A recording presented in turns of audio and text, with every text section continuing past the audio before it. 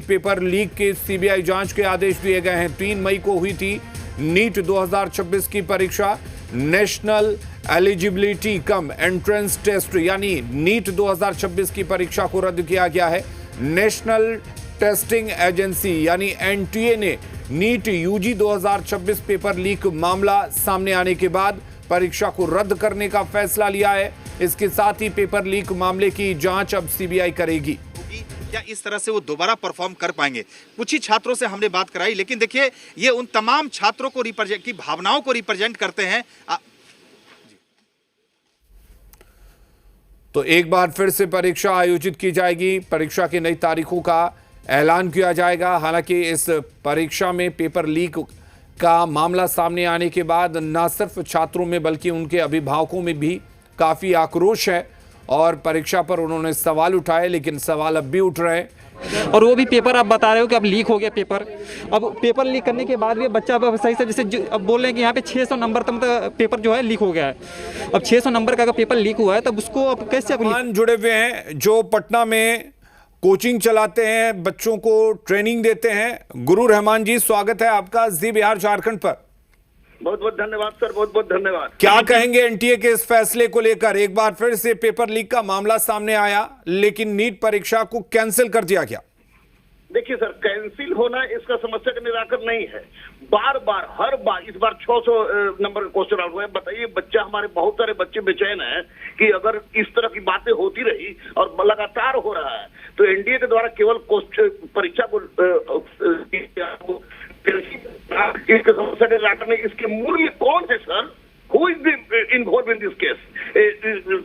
School है या बहुत बड़ा माफिया है? तो इसमें माफिया के जब तक मैं बार बार कहता रहा हूं कि जब तक बड़े मगरमच्छ को नहीं पकड़ा जाता है, इस तरह के क्वेश्चन को परीक्षा को रद्द कर देने से या समस्या का निराकरण हो जाएगा, मुझे ऐसा नहीं लगता है। सरकार इस पर स्टेप उठाए, क्योंकि हर साल इस तरह की बात होती है। अगर सामने आ गया तो इसको निरस्त कर दिया गया और सामने नहीं आया तो हजारों बच्चों की, हमारे तो हजारों बच्चे कह रहे हैं कि गुरुजी हम तैयार नहीं करेंगे। हमारी बेटी कह रही है कि अदम्या कह रही है कि अब पापा हम तैयारी नहीं करेंगे। वाई? क्योंकि एनटीए पर दाग है सर, 100% दाग है। सिर्फ एनटीए की बात नहीं है, मुझे नहीं लगता कि आईआईटी छोड़ के कोई भी परीक्षा ऐसा हो रहा है जिसमें क्वेश्चन लीक ना हो रहा हो।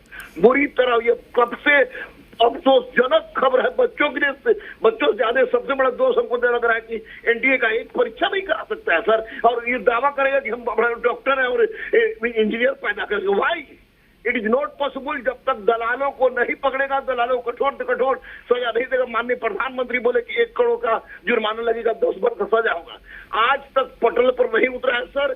जब तक इस पर कठोर कार्रवाई सरकार नहीं करती है, दलालों के पौ बारह रहेंगे और पढ़ने वाले बेचारे गरीब बच्चे और हम लोग जैसे आदमी इसी तरह छटपटाते रहेंगे। आप लोग दिखाइएगा, टीवी पर दिखाइए, लेकिन उसका असर अगर आप लोग नहीं दिखाए सर तो वो भी। बिल्कुल गुरु रहमान जी, आपको क्या लगता है, कोई एक बड़ा माफिया है या एक पूरा नेक्सस है जो इसके पीछे काम कर रहा है? और वाकई जैसा कि आप बता रहे हैं कि ये तो इसका समाधान नहीं हुआ कि लीक होता है परीक्षा रद्द कर दो। हो सकता है कि ये जो पेपर आए हो जिसमें बच्चे मेहनत करके बैठे हो, कोई बच्चा इस पेपर में कंफर्ट हो, अगला जो पेपर आए उसमें उसको कंफर्टेबिलिटी ना हो, तो ये तो बच्चों का नुकसान हो रहा है बहुत बड़े पैमाने पर। 100% नुकसान। और कैंसिल कर देना कोई इसका उपाय नहीं है। इसमें एक व्यक्ति नहीं, पूरा नेक्सस जुटा हुआ है और आप लोग की सक्रियता नहीं रहे तो हर साल होती है और इस तरह के नेक्सस के अपने उद्देश्य में सफल होते हैं और बच्चों की जिंदगी के साथ खिलवाड़ हो रहा है। हमारे बच्चे कह रहे हैं कि गुरुजी इस बार मेरा पेपर बहुत अच्छा गया था, अगले बार कैसा जाएगा, अगले बार क्वेश्चन कैसा होगा। 110% इसको कठोर से कठोर कार्रवाई करने की आवश्यकता है, क्योंकि ये रिपीटेड हो रहा है हर साल, कुछ ना कुछ किसी न किसी रूप में हो रहा है। बहुत जगह हो, ये आप लोग की सक्रियता की राजस्थान का पता चल गया, लेकिन बाकी जगह पता नहीं चल रहा है। माननीय प्रधानमंत्री के द्वारा जो लाए गए 1 करोड़ का जुर्माना, 10 वर्ष की सजा, कितने लोगों को सजा मिला, कितने लोगों से 1 करोड़ रुपया लिया गया, जरा ये भी दिखाया जाए। सर सेटिंग करता है है, उस बाद अकड़ के घूमता है, ऐसे गाड़ी से घूमता है कि हम लोग देखते नहीं, और बच्चे फ्रस्ट्रेशन में रहते हैं, गार्जियन फ्रस्ट्रेशन में रहते हैं। ये तो धन है आप लोगों का कि आप लोग दिखा देते हैं। ये 100% फेलिटी ऑफ सरकार है, फेलिटी ऑफ गवर्नमेंट है। एनडीए को दोष देना एनडीए तो सड़ा हुआ हो ही गया है। पिछले बार भी हुआ, उसके पहले भी हुआ। आप बताइए 600 नंबर का पोस्टर अगर किसी को मिल जाता है तो 600 के बाद बचा क्या? उस पर कुछ किसी भी तरह का लड़का निकाल लेगा। ये गलत हुआ है सर, 100% गलत हुआ है। इसका निराकरण कैंसिल कर देने से नहीं है, अभी तो पूरे नेक्सस को जड़ से कबारने के ऊपर है इसका। बिल्कुल, लेकिन गुरु रहमान जी, राजस्थान का नाम अक्सर आ जाता है और जिस तरीके से आज की तारीख में कई ऐसे कोचिंग संस्थान हो जो एक बड़ा हाइप क्रिएट करते हैं। पहले, बहुत पहले जब किसी भी तरह की परीक्षा में गड़बड़ी होती थी तो बिहार का नाम आता था, खासकर मेडिकल में, लेकिन ये अब शिफ्ट हो गया है। क्या वजह मानते हैं आप इसकी?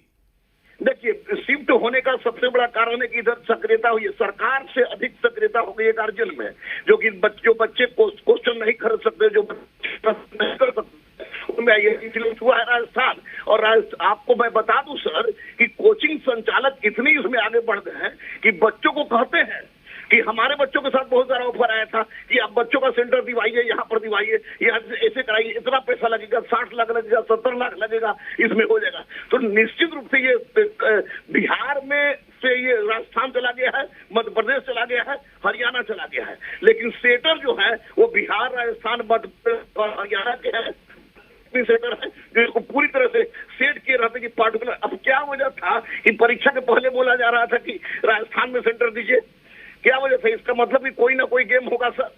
इसलिए 100% सेटर सब जगह के हैं, एक जगह केंद्रित करके राजस्थान, क्योंकि राजस्थान में उनको स्वास्थ्य पद मिला होगा या किसी न किसी रूप में सेंटर वाले या एग्जामिनेशन जो कंट्रोलर है उसे किसी न किसी रूप में इनको सहयोग किया होगा, मैं दावे के साथ कह सकता हूँ। चलिए, बहुत शुक्रिया हमारे साथ जुड़ने के लिए। गुरु रहमान कोचिंग संचालक हैं और बिहार में, पटना में कोचिंग चलाते हैं और उनका साफ आरोप है, निराशा है। 11 महीने से ये तैयारी चल रही थी। भैया क्या नाम है आपका?